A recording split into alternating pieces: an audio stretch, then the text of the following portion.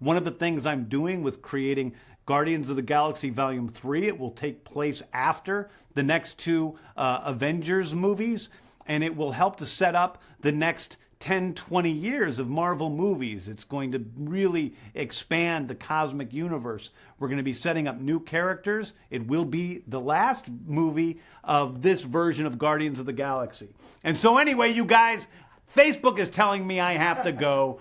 I want to stay here all day, but they are kicking me out. Perhaps someone else is coming in this room, but I have to go. So I love you all. Thank you so much for joining me and listening to me about all this nonsense. You know, if you want to go out and buy the DVD or the Blu-ray or the 4K versions of Guardians of the Galaxy Volume 2, you can do that right now, today, or you can go on Amazon or any of the other sellers and just buy it online. So please do that. And before I go, I'm going to leave you guys with a little glimpse of what the Blu-ray has to offer. Again, I love you all. Thank you guys so much for listening.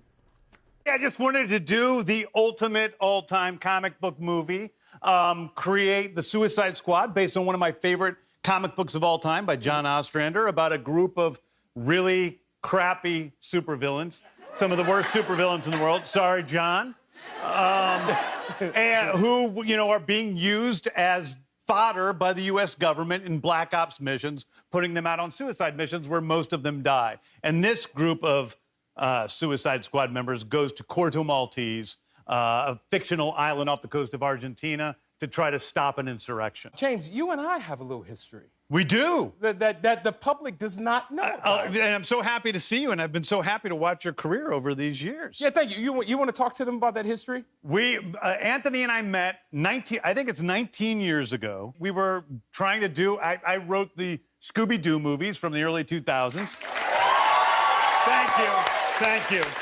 And Anthony came in and read a bunch of the roles with us when we first read the script with the cast for the very first time. Yeah. And he was great. And I actually got the job. I believe I got the job.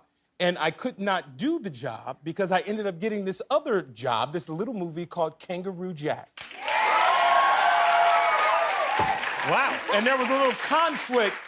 But yeah, man, so I just want to congratulate you on your success and everything that you've done since then, because we haven't seen each other in 20 years. I haven't seen you since that boardroom at Warner Brothers Studios. Yeah. So it's great to see you. Well, the hardest thing I asked her to do was something I never thought she would be able to do. There's a scene in which Margot is being hung up by handcuffs over her head, and she has to get her toes along a dead body and pick a key off of the dead body, flip her toes backwards to put the key into the lock over her head, unlock it, and then come down straight. And she is like a human Swiss Army knife who was able to flip herself backwards, do this. And I'm watching this. It was honestly my favorite day. Torturing Margot was my favorite day on set. And watching this scene with her flipping backwards was just beyond incredible. And I was so happy that it worked, and I was mesmerized by it. And then I got into the editing room with the footage, and you have this little cuff next to your outfit that covers her face, so it looks like it's a stunt person, but it's Margot doing it in the movie. And it's my biggest, honestly, my biggest regret in the whole movie is not going in there with the scissors. But I was so mesmerized that you were doing it, I wasn't looking.